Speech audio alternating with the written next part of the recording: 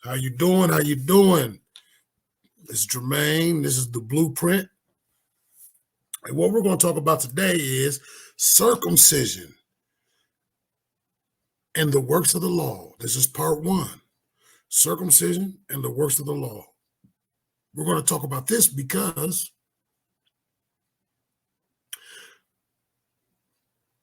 and of course, this is tied in with our last series, Mahase HaTorah, works of the law, where we try to take that phrase, the works of the law, that we find in Paul's epistles and put it into its historical context to try to give us a better understanding of what Paul meant by the phrase. And so this one, of course, comes from my studies of that first series. And so there's going to be a series of series, right? Because there's so many different things that we can go to just off that first series that I think that actually helped me to get a better grasp and understanding of what was happening during New Testament times and what those epistles that we find in the New Testament and even some things in the Gospels, what they were actually speaking about. So the other day, I'd already been working on this, but a week or two ago, maybe 2 weeks ago, I can't remember, I saw a debate on circumcision on Debate Talk for You. It was a guy named Priest Amin Yan against Vocab Malone, a Christian apologist or urban apologist. And it quickly dawned on me because Amin Yan's argument was that this has to do with the oral Torah, the oral traditions. And of course, Vocab didn't see it that way, but it quickly dawned on me that he doesn't really actually understand. And a lot of Israelites don't actually understand, not just our Christian brothers and sisters, but a lot of the Israelite brothers. We know that it's there. We know that the oral traditions are there. The oral Torah is there. We know it's there. They know it's there. But I see that there's a lack of understanding the impact that it had during those New Testament times and actually the significance of it when it comes to the writings that we find in the New Testament. And so, and I've had this same conversation with Elder Mike, Berean on Berean TV, and many others. And they don't actually think that it has anything to do with those New Testament writings, the oral traditions. So this right here, and let me hurry up because there's a lot of slides. I'm talking slow. I apologize. But this right here, the whole argument about whether Gentiles should be keeping the law or not keeping the law is centered in the New Testament coming from the book of Acts. And it starts out with circumcision. And so we see Paul in his letters always mentioning circumcision. And our Christian brothers and sisters, they conflate that and they take that to mean Torah or written law or biblical law. So when they see Paul disregarding Gentiles being circumcised, they actually see Paul disregarding biblical law, one of those Torah commands that you find in the Old Testament. And so this video and this series here we're going to dissect circumcision, right? We're gonna look at all of the Old Testament writings, well, at least the Torah commands at this point. Eventually, we'll get into those other things too. But starting out, we're going to look at the Torah, what was written in the Torah concerning circumcision, and we're going to compare it with what's going on in the New Testament to see if Paul and the apostles and the assembly in Jerusalem, if they were actually disregarding a written biblical law or what we call Torah command, or was it actually oral law, oral tradition, and commands of the rabbis? And so we're going to compare the two, and the only way to do this is to go through a lot of scriptures. And so we're going to start out in Acts 15, chapter 1, and this is going to be our basis because this is the basis of what goes on, and especially in Paul's epistles. So this is the basis. This is where the argument starts with our Christian brothers and sisters, saying that we don't have to keep the Torah. We don't have to keep the laws, statutes, and commandments of the Old Testament, right? And so we're going to look at this. We got to dig into this, and we're going to look at this. So let's read here, Acts 15, verse 1. And certain men which came down from Judea taught the brethren and said, except ye be circumcised after the manner of Moses, ye cannot be saved. So, of course, we know they're at Antioch. Paul and Barnabas are doing their thing. And some brothers came down, it says, from Judea. And they told those Gentile believers that Paul and them were preaching to and teaching that unless they were circumcised after the manner of Moses, they could not be saved. So what we need to do in order to find out what's going on, we need to ask a couple questions. What does it mean to circumcise after the manner of Moses? Specifically, what is the manner of Moses? Right? So, like when dealing with talking to Elder Mike Holloway, another urban apologist, right? Your Urban Church YouTube channel, go check it out. He's a good brother. I've talked to him on the phone. He's not quite like all the other urban apologists. It doesn't seem like he hates you when he talks. You know what I mean? He's a good brother, and and I believe that he is standing for what he believes is truth, and he is honestly in love, trying to preach what they call the gospel, right? The Basora. He's honestly trying to preach it. And he's honestly doing it from a place of good intentions and a heart that loves the Most High. However, we're going to prove today that in this video and in the videos to come in this series, that him and like many of his brothers and sisters in the Christian churches are in error. Okay?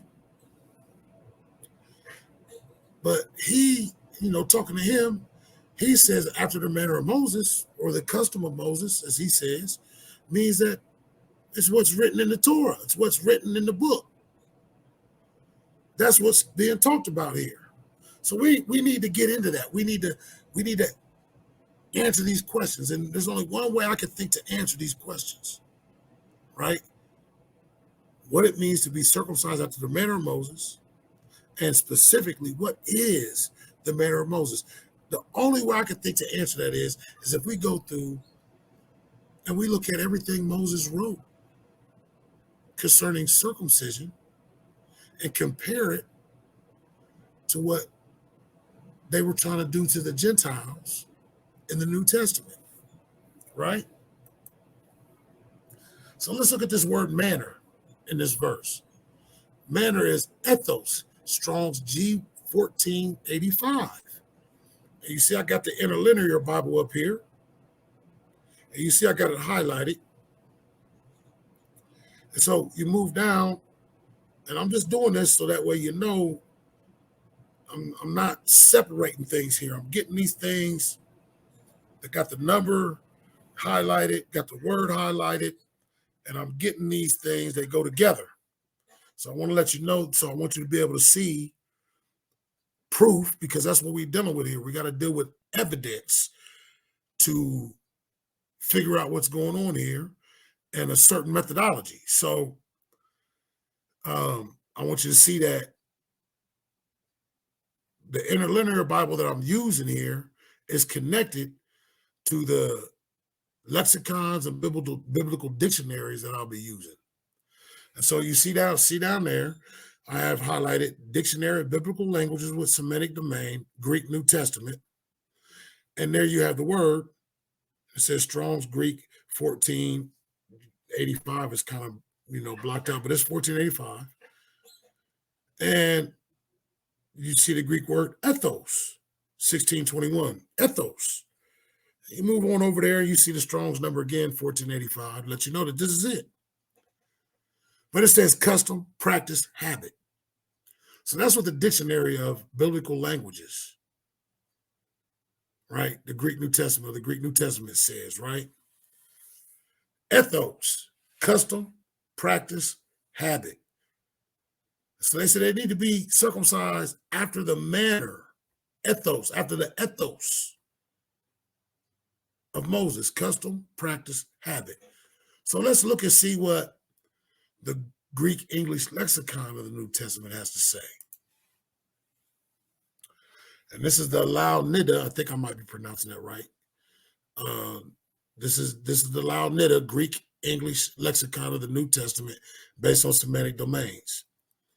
And it says ethos, a pattern of behavior more or less fixed by tradition and generally sanctioned by the society, custom, habit.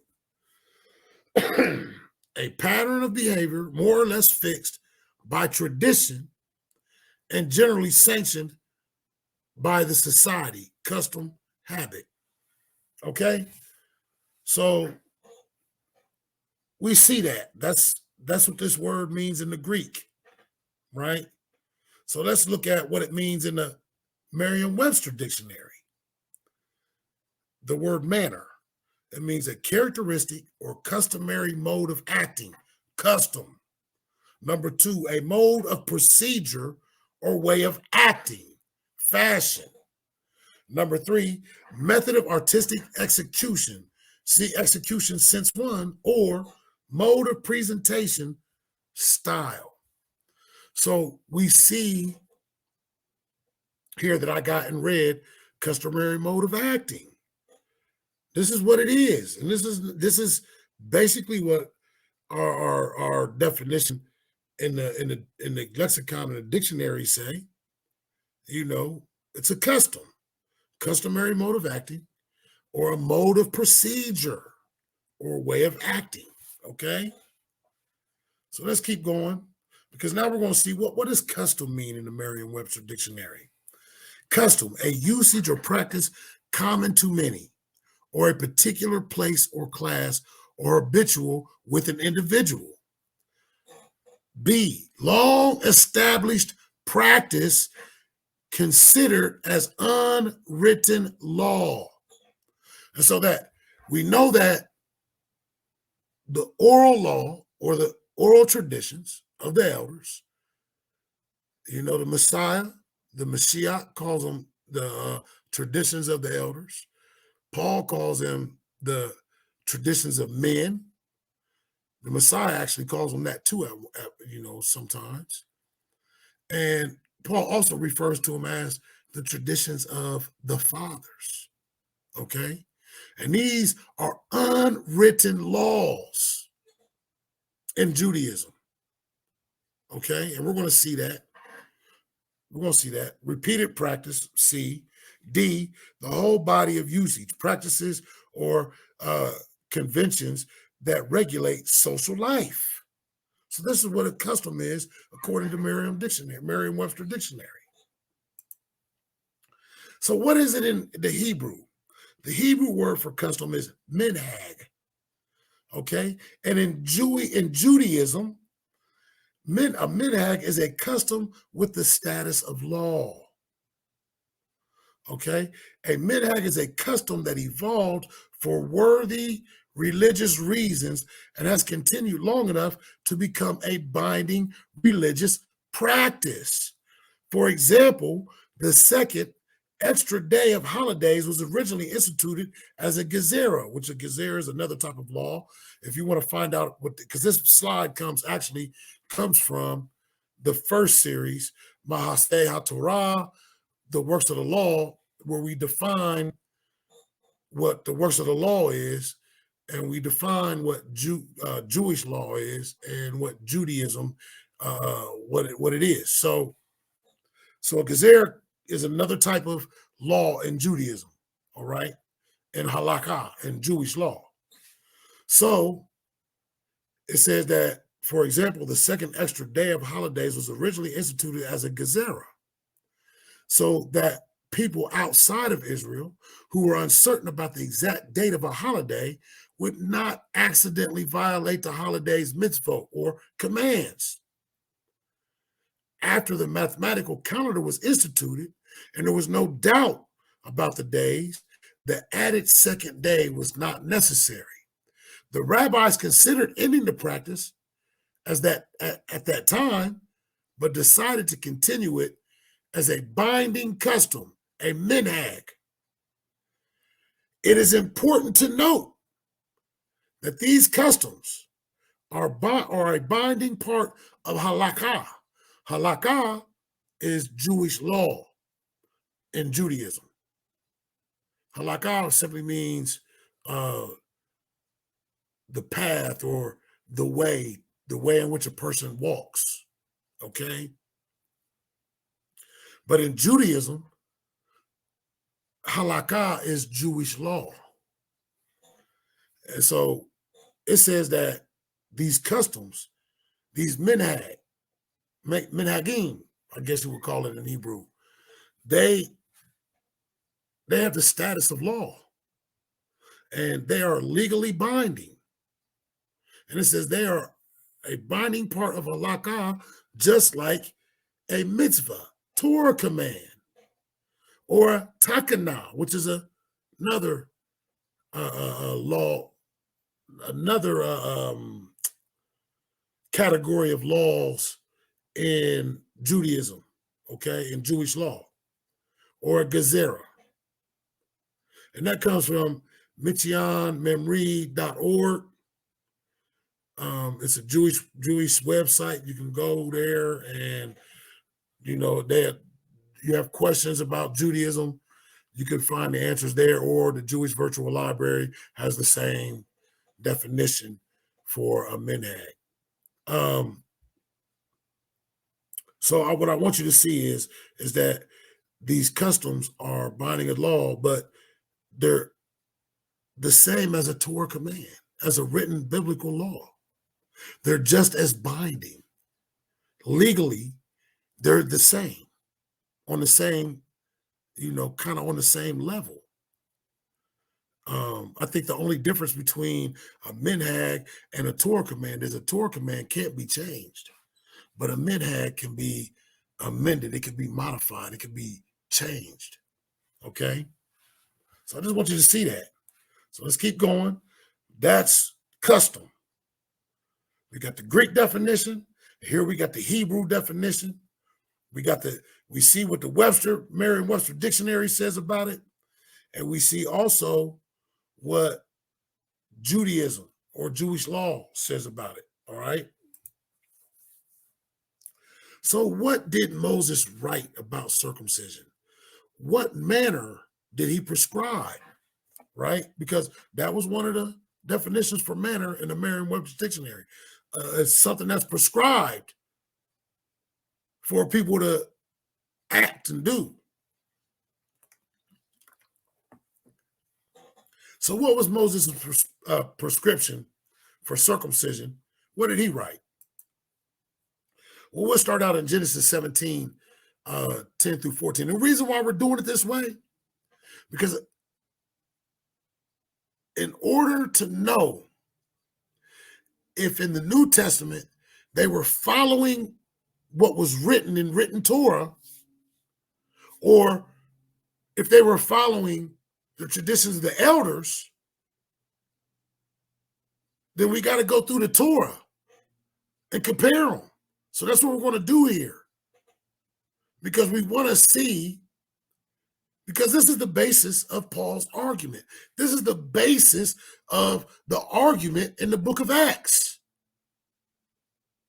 So we got to understand it properly to understand what's going on and what's actually being spoken against.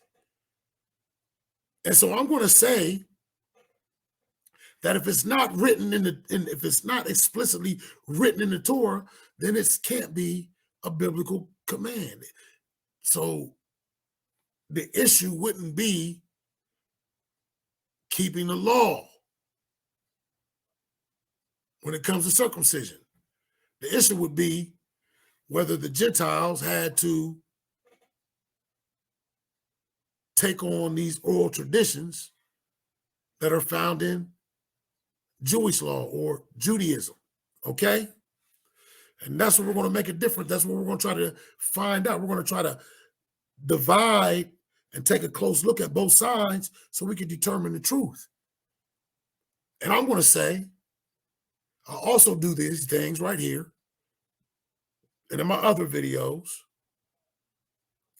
because I believe, it's kind of hard to make the argument that these Gentiles are still supposed to keep the Torah, right? When we don't understand these things. But if we could take away everything that is being used, that they find in the text that is being used to say that the new covenant, under the new covenant, you don't keep the old covenant laws. That's the argument they make, right? So if we could take away every argument, then I think they'll have to concede that you got to keep the Torah. Okay, so we're working on that. So Genesis 17, 10 through 14. This is my covenant which ye shall keep between me and you and thy seed after thee. Every man child among you shall be circumcised, and ye shall circumcise the flesh of your foreskin, and it shall be a token of the covenant betwixt me and you. And he that is 8 days old shall be circumcised among you, every man child in your generations. He that is born in the house or bought with money of any stranger, which is not of thy seed. He that is born in thy house and he that is bought with thy money must needs be circumcised. And my covenant shall be in your flesh for an everlasting covenant, and the uncircumcised man-child whose flesh of his foreskin is not circumcised, that soul shall be cut off from his people. He hath broken my covenant. So this is what the Most High gave to Abraham as a sign of the covenant between him and Abraham. Circumcision of the flesh.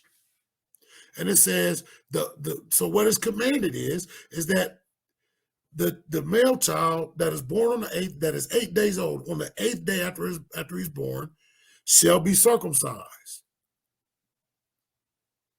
And then it says, of he that is born in thy house or bought with money of any stranger, which is not of thy seed. He that is born in thy house and he that is bought with thy money must needs be circumcised. So we see right away the rules. The Most High is laying the rules down to Abraham of circumcision. So he's telling Abraham, all those children of yours that you give birth to have to be circumcised. And all those that are in your house that are bought with money, and their children, male children, they shall be circumcised of the strangers. All right, let's keep going. So Leviticus 1 through 3, 12, 1 through 3. And Yahweh spake unto Moses, saying, Speak unto the children of Israel, saying, If a woman hath conceived seed and born a man child, then she shall be unclean 7 days. According to the days of the separation of her infirmity shall she be unclean. Verse 3. And in the 8th day, the flesh of his foreskin shall be circumcised. So we see what the Most High gave to Abraham, Moses. Therefore, the Most High reiterates this to Moses in the book of Leviticus about the child born on the 8th day. So now let's go on to Exodus 12:43 through 45. And Yahweh said unto Moses and to Aaron, This is the ordinance of the Passover. There shall no stranger eat thereof, but every man's servant that is bought for money, when thou hast circumcised him, then shall he eat thereof. A foreigner and an hired servant shall not eat thereof. So this is important to focus on. Okay, this is important. Again, a stranger, a foreigner, and a hired servant cannot partake in the Passover. Why?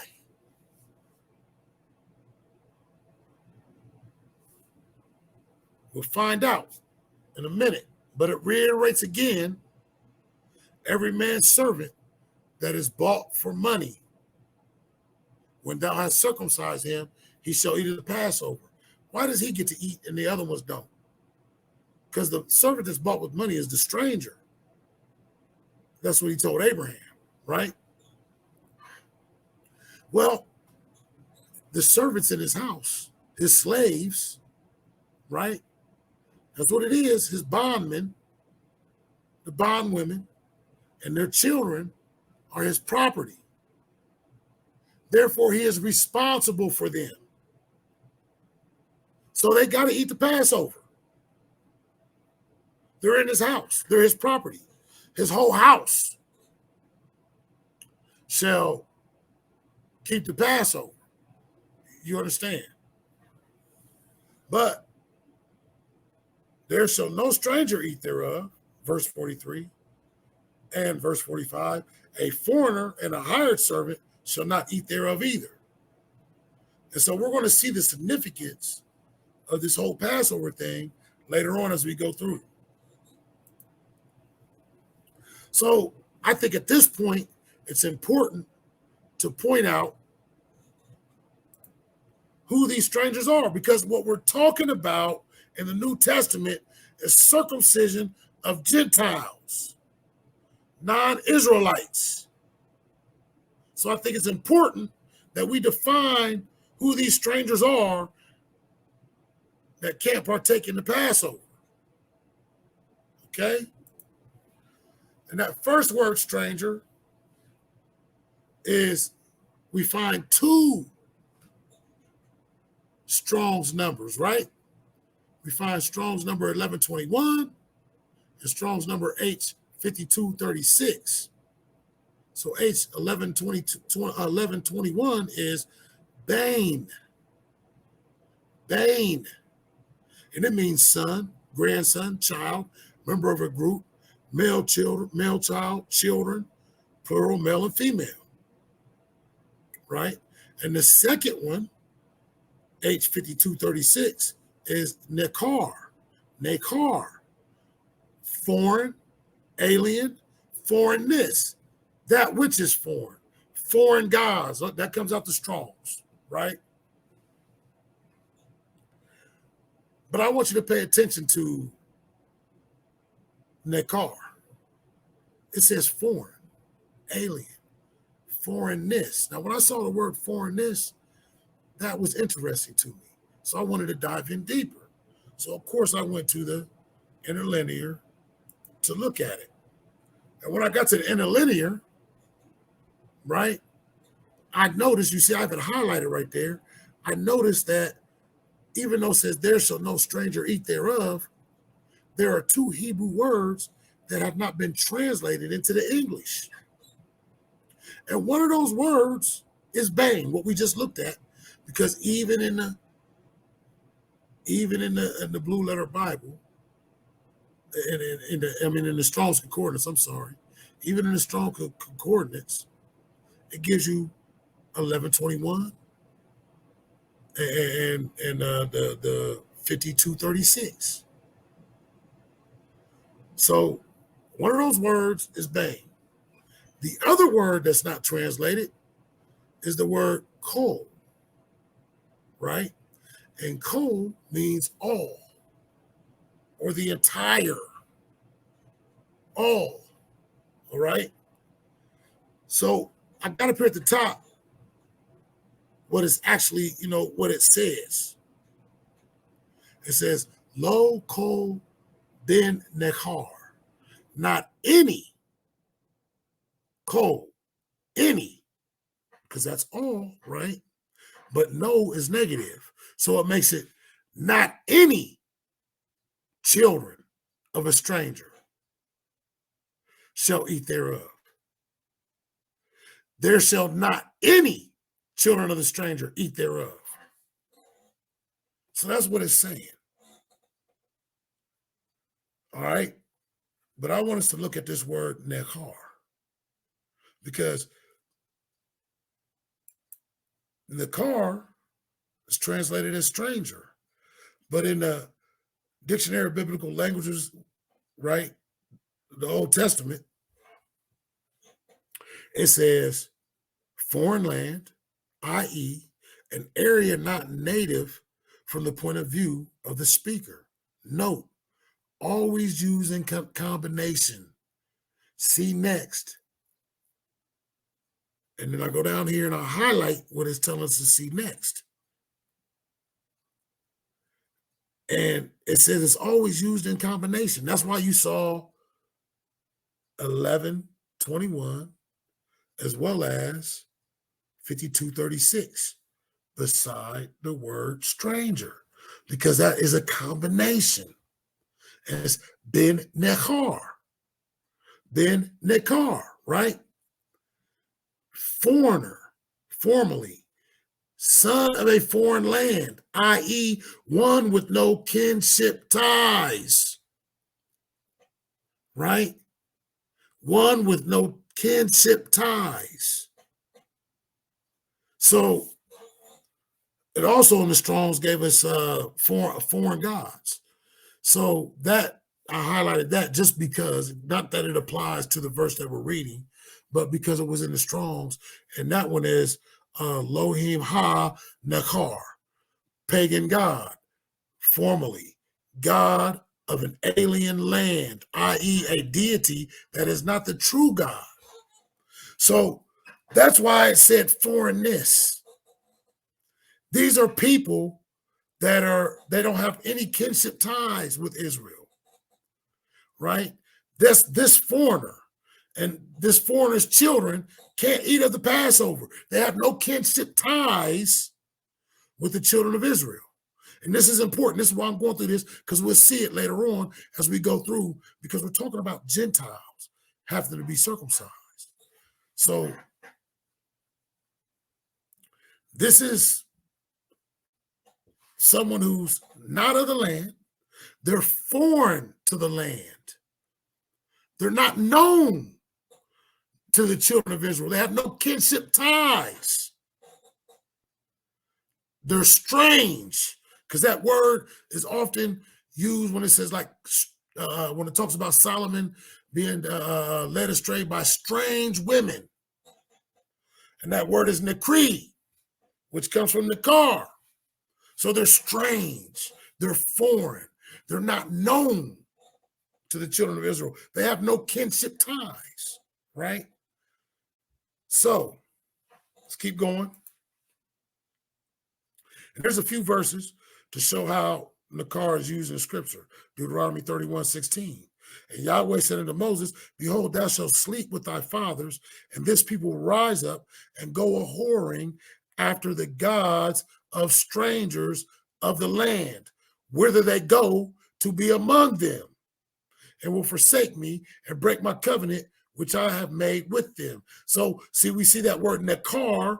These are not of the kinship. They're not of the kinship of Israel. They're not known to Israel. They're strangers. They have no kinship ties. And it tells you right here, they will go whoring after the gods of Nekar, whither they go to be among them. So they're not the Nekar that is sojourning among Israel. That's not what that's saying. It's saying whither Israel will go to be among them in their lands that they are in. They're going to go and be among them. You understand? And then Psalms 137:4. How shall we sing Yahweh's song in a strange land? Nechar. So you get the sense of what it means. Nehemiah 9:2. And the seed of Israel separated themselves from all strangers and stood and confessed their sins and the iniquities of their fathers. So these weren't strangers that dwelt among them. They were Nakar. They were strange to Israel. Okay, strange to Israel. They were strange strangers, if you will. So Exodus 12:43 through 45 again. So we see that there shall no Bain Nechar eat thereof. And then we see down here in verse 45, a foreigner and a hired servant shall not eat thereof. So that is H 84:53. So it's not the same as a Nechar. It's a different word. So that word is Tosah, right? Tosah. And it H 84:53, and it means sojourner, stranger. And this comes out of the Strongs, right? And it says a dweller, but not outlandish, not Nakar, outlandish.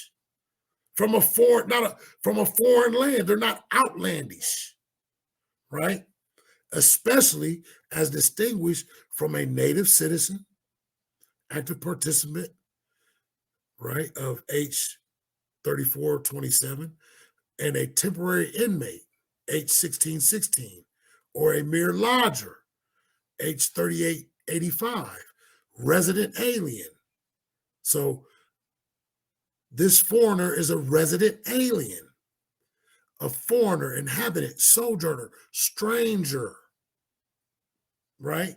A resident alien, a dweller, but not outlandish, not unknown to Israel, right?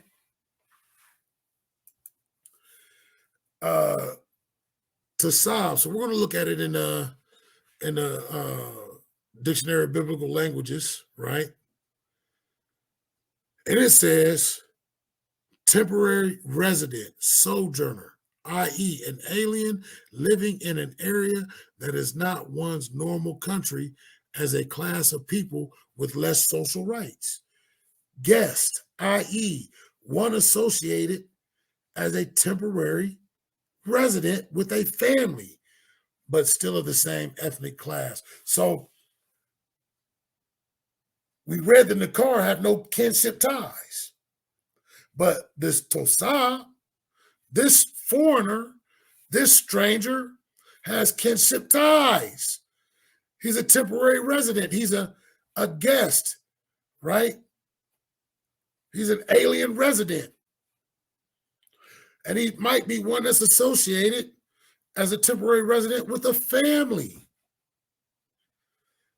He might be a hired servant. You understand? So let's keep going. This is important. I know it don't seem like it's connected yet, or maybe it does, but it's important. We need to go through this. So here's an example of that used in scripture. Leviticus 25:23. And the land shall not be sold forever, for the land is mine. For ye are strangers and tosab, sojourners with me. So here the Most High is telling Israel that the land that they are in is not theirs, right? So that will not be sold forever. In the years of release, you got to return it or give the family members an opportunity to redeem the land. It shall not be sold forever because it's not yours. You are a sojourner, a stranger. You are tosab with me in the land, right? So that's how he's using it. So even Israel was called tosab, right? So there we are again, back to Exodus 12:43 and 45. And Yahweh spake unto Moses and Aaron, this is the ordinance of the Passover. There shall no ban nechar eat thereof. But every man's servant that is bought for money, when thou hast circumcised him, then shall he eat thereof. A tosab and a hired servant shall not eat thereof. Now let's go on and keep reading. Exodus 12:48-49. And when a stranger shall sojourn with thee and will keep the Passover of Yahweh, let all his males be circumcised and let them come near and keep it.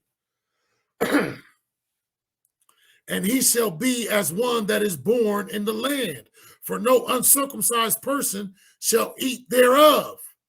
One law shall be to him that is homeborn and unto the stranger that sojourneth among you. So we see here, we see stranger again. And this time it's a whole nother Strong's number. It's H1616, 1616, right? So let's look at that. That is ger.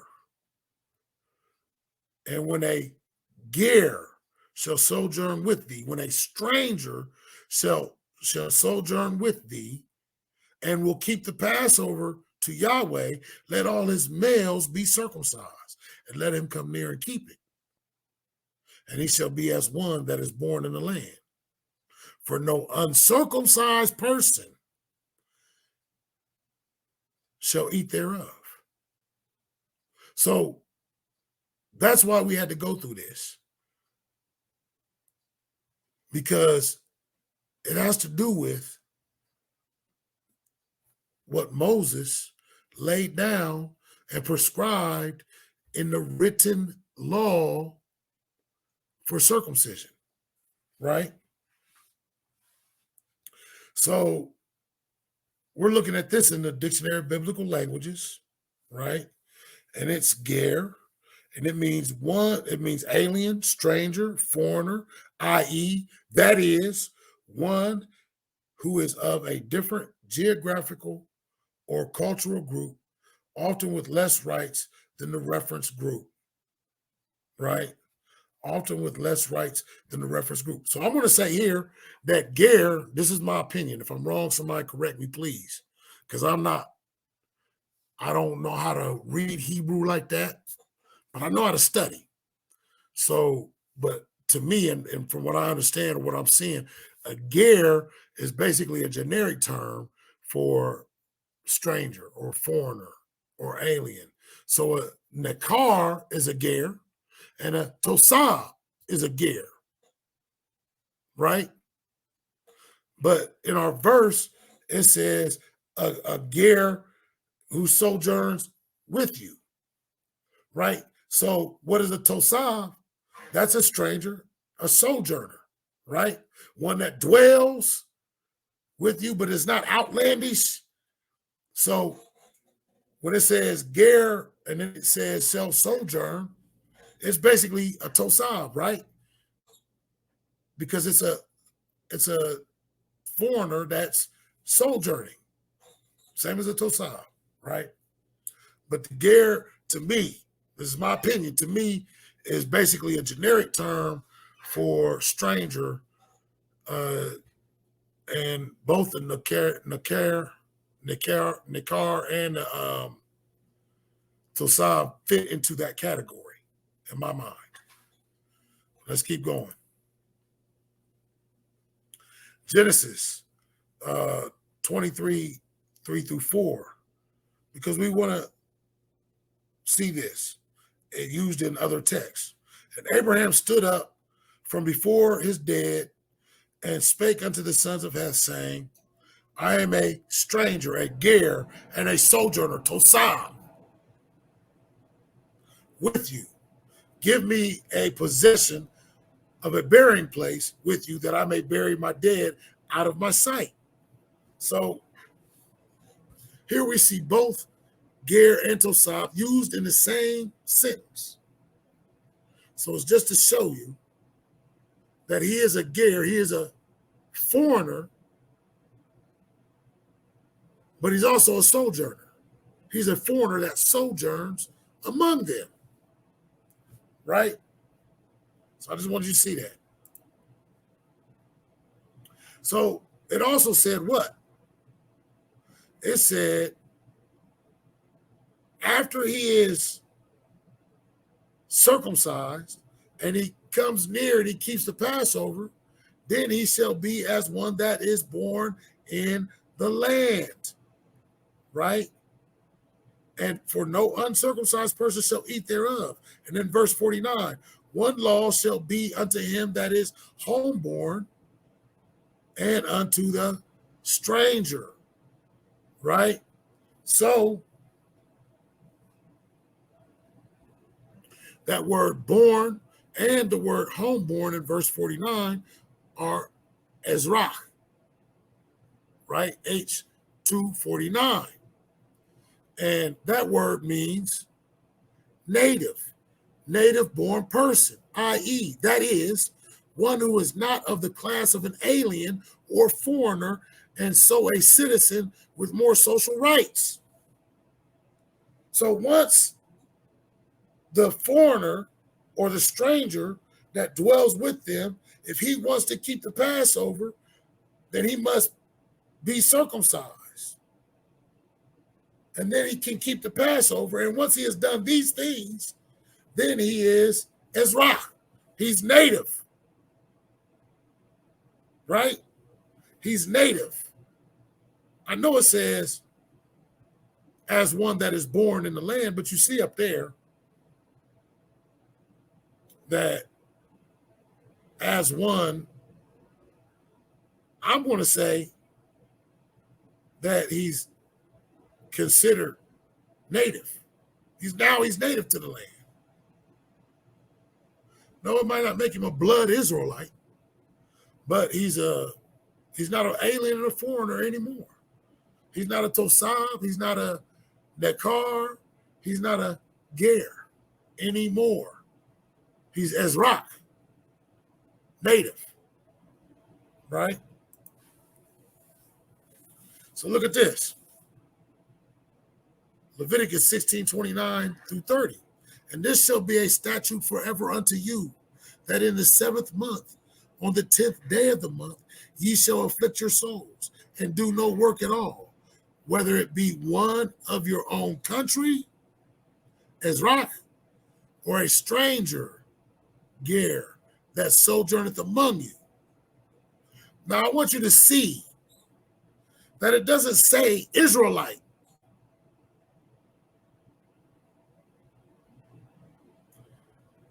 The commandment doesn't say children of Israel or Israelite. It says, it shall be a statute forever unto you, that on the 7th month, on the 10th day of the month, ye shall afflict your souls and do no work at all, whether it be Ezrock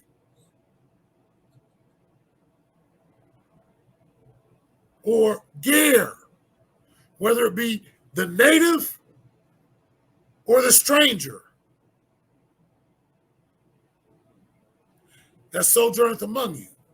For on that day shall the priest make atonement for you to cleanse you, that ye may be clean from all your sins before Yahweh. So, once he has done this, once he has circumcised and came and kept the Passover, he is Ezrach. He is native. So this commandment right here, he's not in the stranger category. He is in the category of one of your own country. He's in the category of the native. And that's a point that we need to remember. So, what else did Moses prescribe when it relates to circumcision? Of course, we know in Deuteronomy, I'm not going to read the whole thing for time's sake. Deuteronomy 10, 12 through 18, he commands us in verse 16, circumcise therefore the foreskin of your heart and be no more stiff-necked. And in other verses, he tells you that he's more required that you love him, that you fear him, that you walk in his ways, that you serve him with all your heart, with all your soul. He's going to require you to keep the commandments and his statutes, right?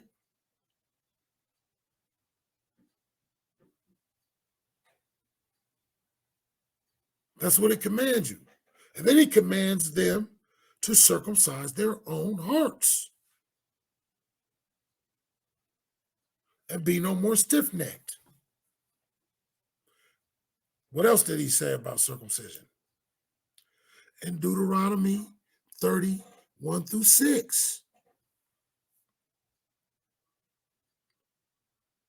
And it shall come to pass when all these things are come upon thee, the blessing and the curse, which I set before thee, and thou shalt call them to mind among all the nations, whither Yahweh thy Elohim hath driven thee, and shalt return unto Yahweh the Elohim, and shalt obey his voice according to all that I command thee this day, thou and thy children, with all thine heart and with all thy soul, that then Yahweh the Elohim will turn thy captivity and have compassion upon thee, and will return and gather thee from all the nations whither Yahweh the Elohim hath scattered thee.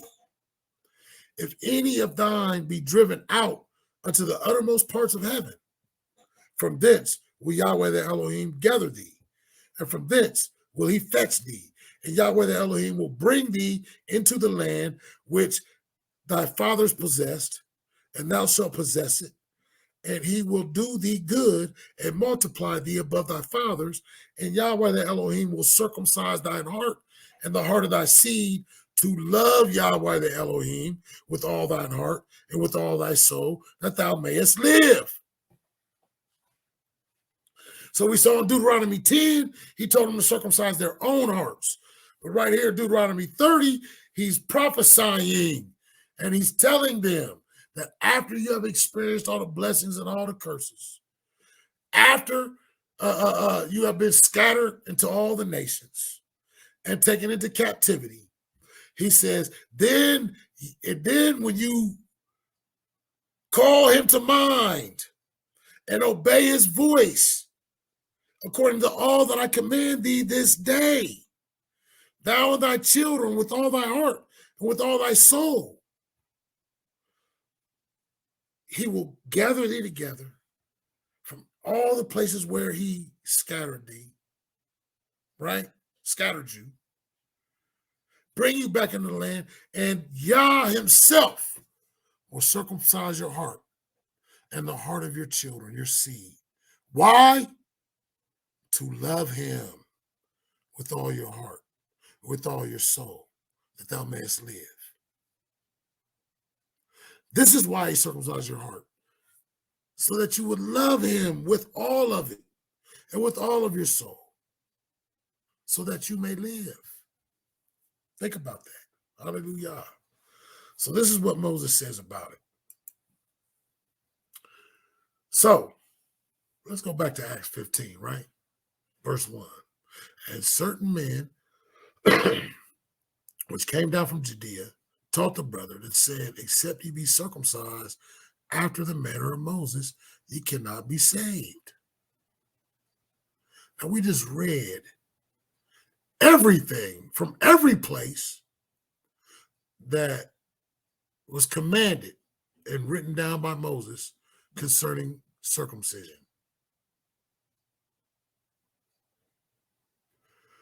Even the circumcision of the heart, not just the flesh. So we see this. So when they say circumcised after the manner of Moses, are they talking about biblical law? Or are they talking about oral traditions, oral law? So here's what we learned. Because what is the manner of Moses in regards to circumcision? What did Moses prescribe? What did he say about it? All male children born in your house must be circumcised on the 8th day. We read that in Genesis 17:12 and Leviticus 12:3. All males in your household bought with money, i.e., that is, bondservant, slave, bondservants and slaves must be circumcised. We read that in Genesis 17:12 and in Exodus 12:43. Any stranger that sojourns among you that wishes to keep Passover and be a native or full citizen must be circumcised. We read that in Exodus 12:48. Then we read the spiritual side of this, right? That those three were all physical circumcisions of the flesh. But then we read Moses prescribed for spiritual circumcision, right? Circumcision of the heart.